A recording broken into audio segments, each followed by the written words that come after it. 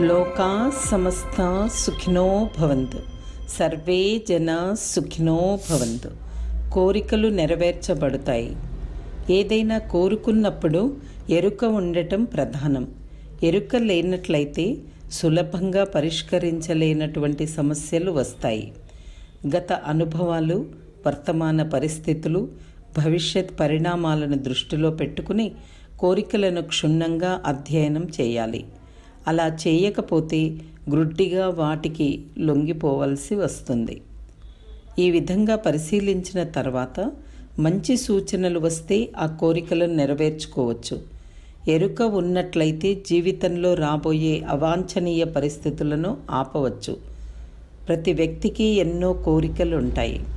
అన్నింటినీ ఒక జీవిత కాలంలో నెరవేర్చుకోలేము. కాబట్టి కోరికల పట్టీని తయారు చేసి ప్రతి కోరికను క్షుణ్ణంగా పరిశీలించి అది అంత ముఖ్యమైనదా కాదా అని నిర్ణయించుకుని దాని వలన కలిగే ఫలితాన్ని అంచనా వేయాలి. ఒకవేళ ఆ కోరిక సరి అయినదైతే, పరిస్థితులు అనుకూలంగా ఉంటే రాబోయే ఫలితం కూడా బాగుంటుందనుకున్నప్పుడు దాన్ని నెరవేర్చుకునే ప్రణాళికను అమలుపరచాలి. అలా కానట్లయితే మనస్సును గట్టిపరిచి ఉదయం సాయంత్రం క్రమం తప్పకుండా స్వయం సలహాలనిచ్చుకుని ఆ కోరికను నిర్మూలించాలి.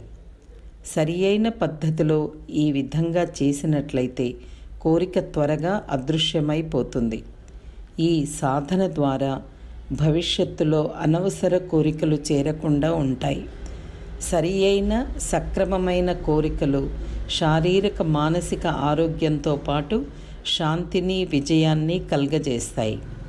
కానీ కోరికలు ఎప్పుడూ మనస్సును తమ స్వాధీనంలోకి తీసుకోకుండా జాగ్రత్త పడాలి. తత్వజ్ఞాని వేదాద్రి మహర్షి.